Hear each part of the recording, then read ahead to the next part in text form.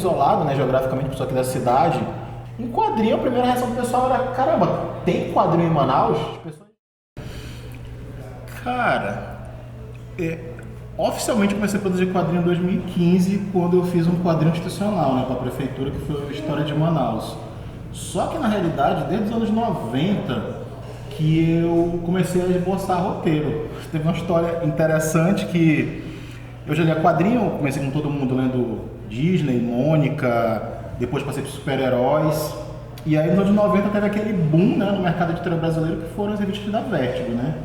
Sandman, Preacher. E aquilo ali, cara, é uma coisa interessante, porque ao mesmo tempo que eram revistas mais complexas, mas quando eu lia quadrinho de super-herói, eu era meramente consumidor, nunca tinha pensado em produzir. Quando eu li coisa da Vertigo, que eram roteiros mais rebuscados, mais elaborados, teve um efeito de me fazer pensar, pô, eu quero fazer isso. Despertou em mim um interesse que o quadrinho convencional, né, não tinha despertado. Nessa época, início de 90, eu trabalhava num sebo, que foi, eu acho, o maior sebo da cidade, que era o Arqueólogo. Durou até o... Na verdade, o dono faleceu, os funcionários herdaram o negócio, continuaram durante um tempo, hoje não existe mais. Mas durante um bom tempo foi uma referência, tanto de literatura amazonense quanto de fãs de quadrinho da cidade. Era o point que a galera se encontrava para debater. E realmente, tinha os quadrinhos que saíam na banca, né? Mas muita coisa da Vertigo não saiu, só que o Luiz também importava. Então eu tinha acesso tanto ao material que saiu traduzido no Brasil, quanto a títulos tipo Mage, que é um título que hoje foi esquecido, mas na época fez muito sucesso, que era uma reencarnação do Rei Arthur e tal. Então, todo esse material teve impacto em mim e na época eu cogitei começar a escrever roteiro. Eu nunca tive talento nenhum para desenhar, nunca desenhei nada, mas sempre gostei de escrever. E aí na época eu chamei um amigo meu, que era o Isandro, que era um ilustrador, não sei se o Medina chegou a conhecer o Isandro, andava muito com o Alberto e tal. Cara, ele era um ilustrador muito foda. Ele já trabalhava numa gráfica, ele fazia trabalho gráfico já nos anos 90, início do Photoshop e tal.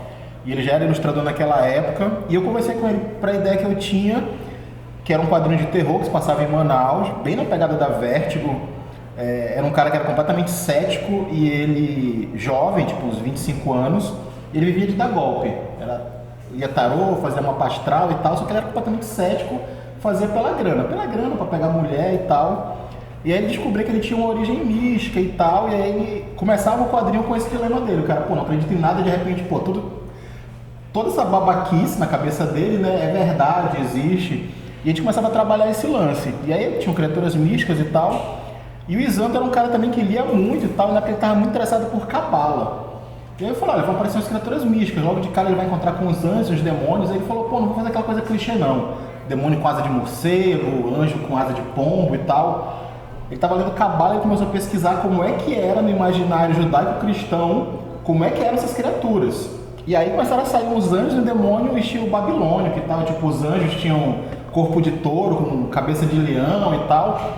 Tava ficando um negócio muito bacana. A gente trabalhou acho que em 6 meses, ele tava fechando os conceitos dos personagens, e aí o Isandro morreu.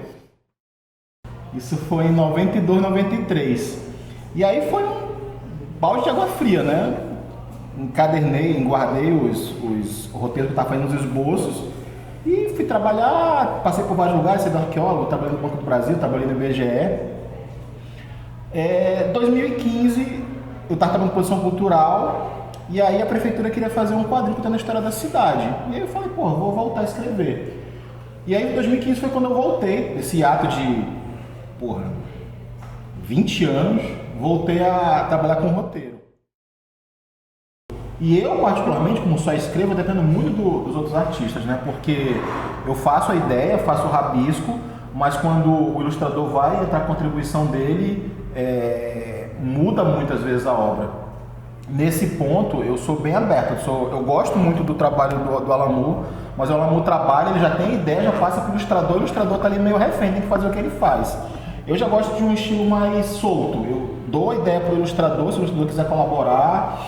Como eu falei, questão de roteiro e tal, eu uso muito esses artistas como referência, mas como minha dificuldade como roteirista é diálogo, o que eu tenho feito muito é ler quadrinho nacional atualmente. Principalmente nessas 2 viagens que eu fiz lá para Belo Horizonte para o FIC ir para Curitiba, para a Bienal de Quadrinho, eu comprei, falei muito com os artistas locais brasileiros, né? Comprei muito material, troquei também, muita gente me deu algumas obras e tal. E eu tento ler muito quadrinho brasileiro atualmente para isso, para assimilar diálogo, para tentar criar diálogos mais verossímeis, mais realistas. Mas até isso eu deixo livre. Geralmente eu faço o roteiro geral, a sinopse da história, aí eu diagramo página a página, passo para ele com sugestão. Página por página, divisão de quadros que acontecem em cada uma. Só que eu dou liberdade, se ele falar, e é muito comum, até porque, como eu falei, eu fiquei 20 anos parado, voltei a escrever tem 3 anos, então eu ainda estou muito verde ainda, muito enferrujado.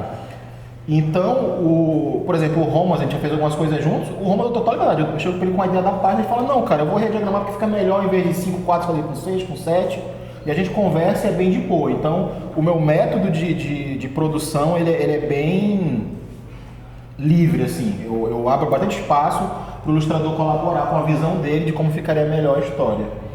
Eu tento manter um ritmo,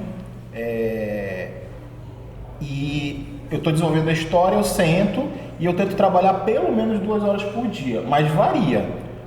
No dia que eu estou livre, que eu não tenho outra obrigação, eu chego a ficar até 4, 6 horas trabalhando, mas varia. Mas eu tento manter um ritmo de pelo menos 2 horas por dia sentar e escrever. Esse atualmente é um dos projetos que eu estou tocando, é o Manaus Neogótica. Como eu falei na entrevista de abertura, né, a gente está sendo muito cobrado, entre aspas, pelo pessoal do Sul, de mostrar o nosso estilo de quadrinho, de região norte, o que vocês têm de diferente, quais são as influências de vocês, qual é o estilo de vocês. Quando eu concebi esse projeto, que ainda não é o quadrinho, esse aqui é um livro de apresentação, tem meus esboços de roteiro, esboços de personagem do cara que fez os concepts. Eu tentei pegar influência de quadrinho europeu e trazer para a região. Então esse projeto, o Manaus Neogótica, é uma série de 4 histórias que começa na Europa e a história vai se desenrolando e ela passa para a Amazônia. O primeiro arco de histórias é em Roma, na Antiguidade ainda, antes da Idade Média. A segunda história já pula para Manaus.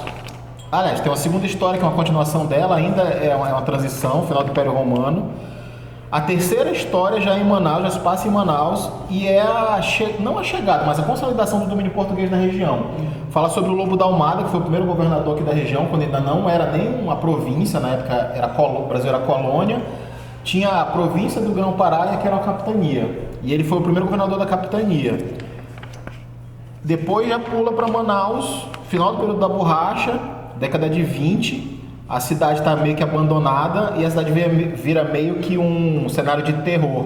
E aí eu peguei um pouco de influência de Lovecraft, criaturas extraplanares e tal. O conceito geral da obra é isso, é tentar mostrar a construção cultural da cidade, isso bem por cima, né?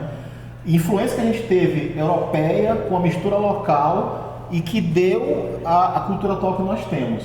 Eu tentei fazer um conjunto de obras, isso aqui quando estiver pronto vão ser 4 quadrinhos de 96 páginas que mostram essa vinda da cultura europeia para a região, como é que os nativos interagiram com isso e o que surgiu dessa mistura cultural. Então esse aqui é o meu grande trabalho, é o projeto que eu tenho para os próximos 4 anos. A ideia é lançar um volume a cada ano.